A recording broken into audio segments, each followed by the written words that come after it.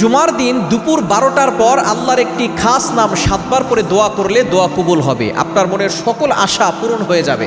কেননা জুমার দিন হচ্ছে সাইয়্যিদুল আইয়াম, leader of the all days, সকল দিনের সর্দার হচ্ছে এই জুমার দিন। সুতরাং এই জুমার দিন আমরা অনেকেই অবহেলা করে নষ্ট করে ফেলি।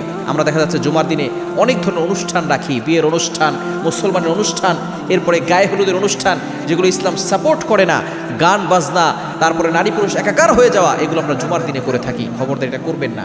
আপনি জুমার দিন দুপুর 12টার পরে, বিশেষ করে যখন সূর্য হেলে যায়, যখন জাওয়ালের সময় হয়, ওয়াক্ত শুরু হয়ে যায়, এই সময়টা আল্লাহ পাক রব্বুল আলামিনের কাছে দোয়া করলে আল্লাহ তাআলা দোয়াটা কবুল করেন। আপনি এই সময় ওযু করে আপনি আগে মসজিদে যাবেন, এরপরে আপনি প্রথমে 3 বার দুরূদ শরীফ পড়বেন, এরপর আল্লাহর গুণবাচক নাম ইয়া আরহামার রাহিমিন, এই গুণবাচক নামটা 7 বার পড়বেন। ইয়া আরহামার রাহিমিন, ইয়া আরহামার রাহিমিন, এটা 7 বার পড়ে শেষে আবার দুরূদ শরীফ পড়ে আপনি আল্লাহর কাছে দোয়া করবেন। আল্লাহ তাআলা আপনার সকল দোয়াগুলো কবুল করবেন। মনে রাখবেন, জুমার দিন কিছু সময় আছে যে সময় দোয়া ফিরিয়ে দেওয়া হয় না। আপনি অবশ্যই এই সময়গুলো আপনি দোয়া করতে মিস করবেন না, বিশেষ করে তাহাজ্জুদের সময়, এরপরে জুমার দিন দুপুরবেলা, এরপরে বিশেষ করে জুমার নামাজের পরে খতিব সাহেব যখন খুতবা দেয় তখন আপনি দোয়া করবেন, এবং জুমার দিন আসরের নামাজের পরে মাগরিবের পূর্বে এই সময় আপনি দোয়া করতে মিস করবেন না। এই সময়গুলোতে দোয়া কবুল হয়।